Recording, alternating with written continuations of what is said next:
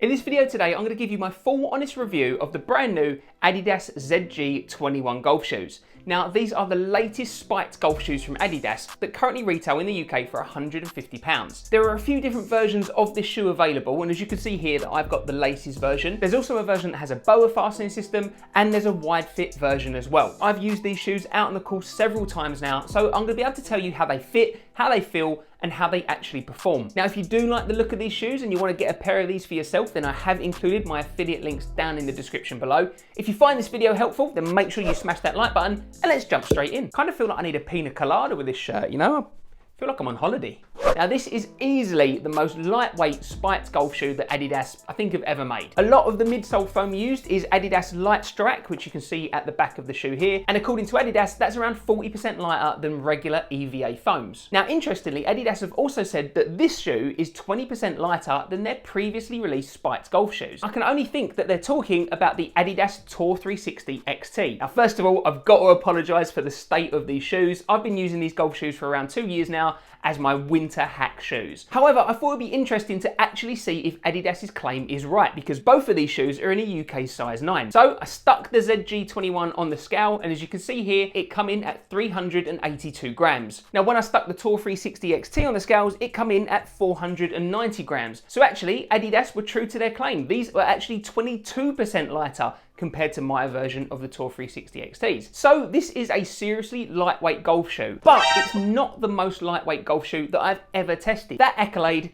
goes to the Mizuno Nexlite Pro. And as you can see here, when you put these on the scale, they actually come in at 323 grams. So remember, these were 382, and these were 323. Now, I appreciate these are the boa version, and I haven't got my hands on the boa version of the ZG21. There are a lot of similarities between the way these two shoes have been made. So if you are interested in lightweight golf shoes, then definitely check out my full review of the Mizunos. So lightweight, I think they're just gonna float away. Back to the ZG21, and the other thing that I just wanted to mention up front in this video is actually how these shoes fit.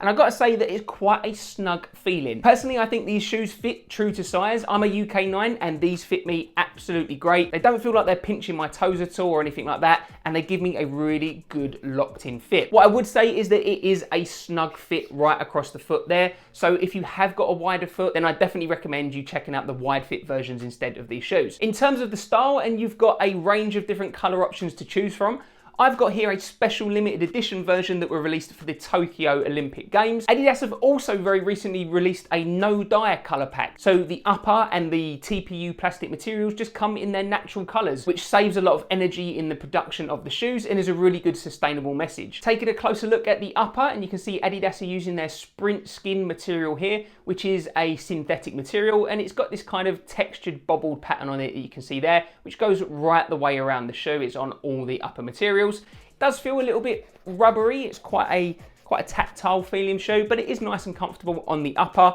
It has started to just ever so slightly crease.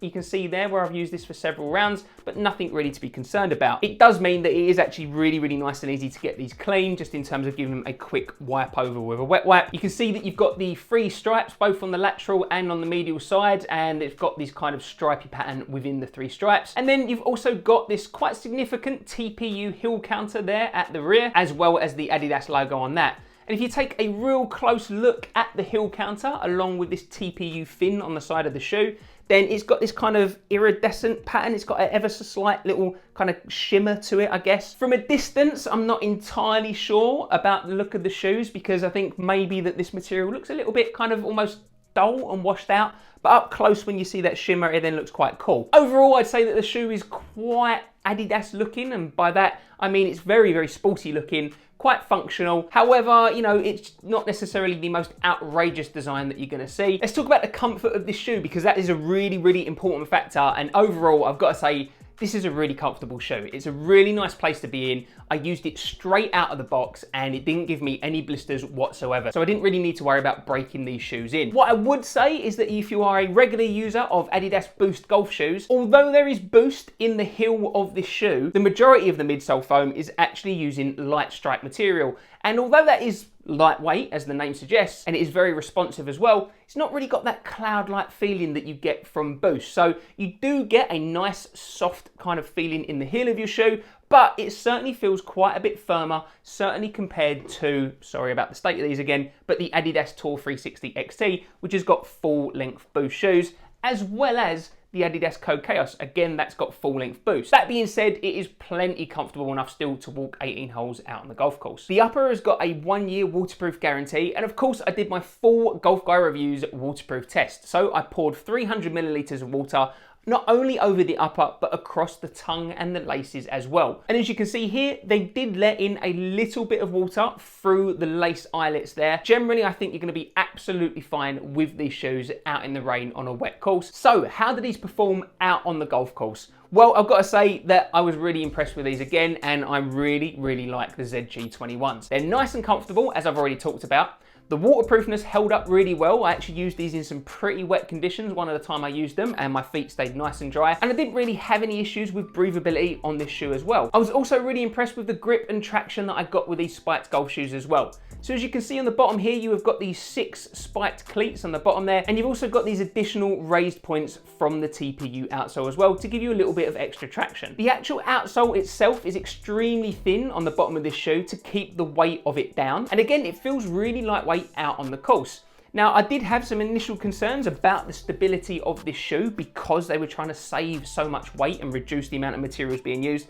But Adidas have actually done a really good job with that as well. So first of all, while it is very thin, it is a fully kind of integrated TPU outsole there. And what Adidas have done is that they've put this thin TPU fin to help give you some additional stability, and your foot isn't kind of compressing the foam too much and coming over the side of the shoe during your golf swing. In terms of negatives of the shoe, and I've not really got any. I think it's going to come down to whether you actually like the look of the shoe or not.